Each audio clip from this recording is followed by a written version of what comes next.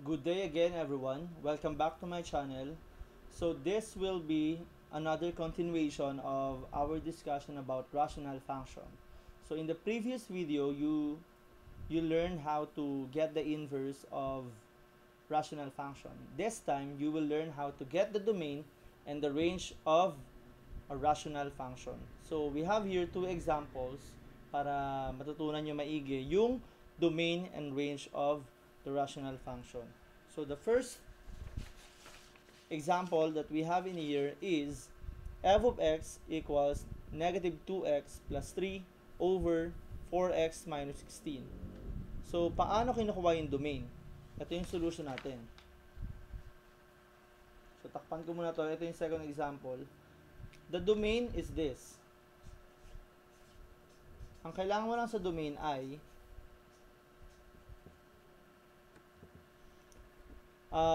yung denominator ng rational function. Yung numerator hindi mo yan kailangan. So, to get the domain, you just have to get the denominator 4x minus 16. So, next, you find the value of x. So, lagay ka ng equal sign dito. Hanapin natin yung value ng x. So, si negative 16, ang gagawin nyo ay, gaya ng nakaraang video, balibag method. So, maiiwan si 4x. So, iwan mo na si 4x dito. Equals, si negative 16, balibag mo magiging positive 16. Then, yung 4 kailangan mawala by dividing both sides. So, divide both sides by 4. Then, cancel mo yan. Then, may iwan x equals 16 divided by 4 is 4. Pero para sigurado, gusto ko lagi nagka-calculate. 16 divided by 4 is 4.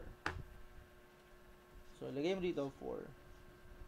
So, x equals 4. Pero, hindi pa yan yung ilalagay mong domain. Kasi meron tayong format for the answer of the domain. So, ang format natin ay ganito.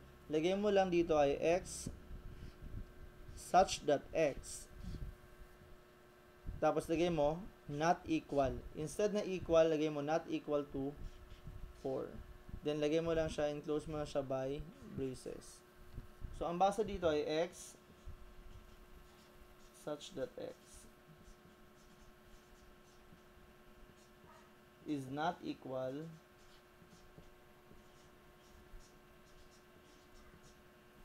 to yung value na nakuha mo, 4. Yan yung basa dito. So, ganyan yung format natin. Kung ano yung makuha mong value, lagyan mo lang ng x such that x is not equal. X slash yan slash x not equal. Lagay mo to automatic to pag domain. Not equal. Then, lagay mo yung value ng 4. Saan nakuha rin yung value ng 4? Sa value ng x doon sa denominator. Hindi mo pinakailaman yung numerator.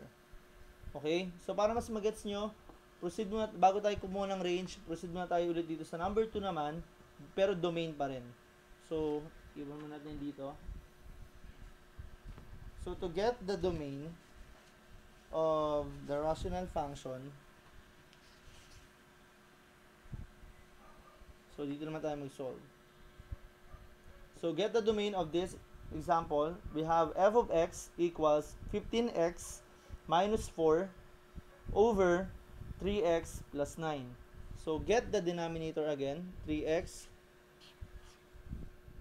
plus 9. So, ito, lagay nandito parang 3x plus 9. Then, equate natin, equals tayo. Find the value of x. Yung 9, balibag natin sa kabila. So, may iwan 3x equals, then yung 9 magiging negative 9.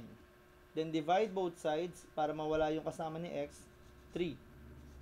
So, cancel tong 3. X equals, lagay sa calculator, negative 9 divided by 3. So, that is negative 3. Then, yung magiging sagot natin ay hindi pa ito. Lalagay natin sa format na ganito. So, lagay natin x such that x then not equal. Yan kaagad yung basic format natin. Dalagay mo yung value, negative 3. Then, enclose mo lang by braces. So, that's how you get the domain of a rational function. So, So let's now get the range of the following given. So paano naman ngayon pag range? Ang range, ganun lang din. Kukunin mo lang yung denominator. So dito, what is the range of this rational function? Ito pa rin given natin. Get the denominator, pero hindi denominator na ito. Ang unang step ay kunin mo muna yung inverse. Okay? Range tayo. First step ay inverse. Okay? Kung napanood mo yung video ko about sa inverse of rational function, hindi mo na kailangan mag-proceed pa sa mahabang proseso to get the inverse. Meron tayong shortcut. Ang shortcut natin ay ito. Bilugan natin tong numerical coefficient sa numerator, then sa denominator, hindi numerical, kundi yung constant naman. Then, ibalibag mo yung negative 16 sa taas, magpapalit sila ng position. Si negative 2 mapupunta dito. Pero, magbabago sila ng sign once na nagbalibag sila sa taas. So, ito, yung negative 16 magiging, lagay tayo ng f of x, pero inverse yan, di ba? Lagay tayo ng negative 1. Inverse of f of x. Magiging 16 sa taas. From negative, naging positive 16. Then, copy lang natin to. X plus 3. Kanina, negative 2x. Pero, pag inverse, magbabago na yan. Then, 4x, copy. And then, itong negative 16, mapapalitan siya ng positive 2. From negative, bababa siya magiging positive 2. Ito yung magiging denominator natin. Yan yung kukunin natin yung value ng x. So, get the denominator now. 4x plus 2. Then, equate natin sa 0. Then, ito, find the value of x ulit. How to get the value of x? Balibag na si 2. Magiging 4x dito equals, from positive 2, magiging negative 2. Then, divide both sides by 4. Cancel mo yan. X equals, then divide mo to sa calcu.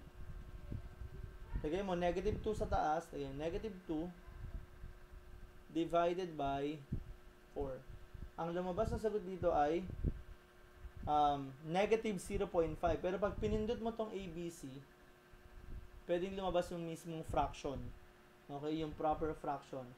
So, ang lumabas ay negative 0.5 or negative 1/2.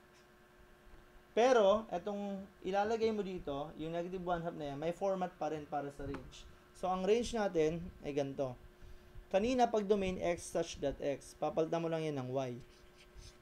Y such that y is not equal pa rin to the value that you got here, which is negative 1/2. So, enclosed by braces, this is now the range. So, the difference here is kapag domain x such that x, kapag range y such that y. Pero same process, get the denominator, then find the value of x. Pero kapag range, get the inverse first before you get the value of the denominator. So, another, kunin natin to. Lagay mo natin dito yan. Let's get the range of the second example, which is this. Okay, first step natin, inverse. So, what is the inverse of this? Ang sabi ko, bilugan yung numerical coefficient and then the constant sa ilalim. Okay, so ang magiging sagot mo ay inverse of f of x equals, from 15 magiging negative 9. X, copy mo yung x, then minus 4.